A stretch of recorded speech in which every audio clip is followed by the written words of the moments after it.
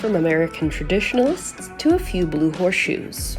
This was legendary tattoo artist Cap Coleman.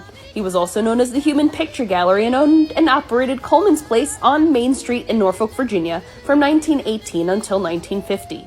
It was at this time that the City Council of Norfolk passed Ordinance 156.68 outlawing tattoos.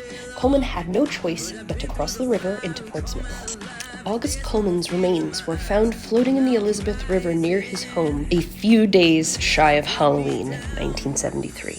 His small fortune was left to 4 local charities supporting the deaf and children.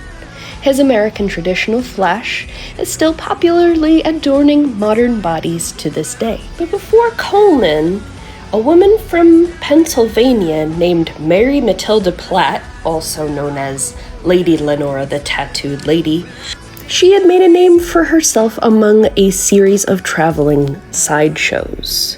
At the turn of the century, a singular woman owning and operating her own business, a successful tattoo business at that, was considered to be an anomaly.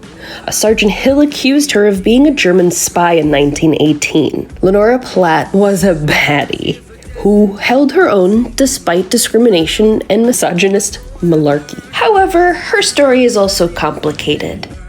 At the time, Lenora would set up in what were known as dime museums, which you can clearly see were basically just carnival sideshows, but for people with money, and the treatment of people involved was absolutely horrible.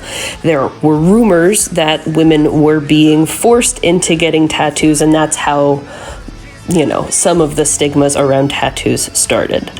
As you can imagine, her exposure to that environment also led to a quick decline in her health, and she ended up dying in Philadelphia. But she is, strangely enough, buried in Norfolk, Virginia. Her and Cap Coleman are buried in the cemetery on Granby Street. That's 8100 Granby Street. It's called Forest Lawn Cemetery. I'm not exactly sure where they're buried. It's a really large cemetery. It's that one that goes from Ghent adjacent to Ocean View. Oops.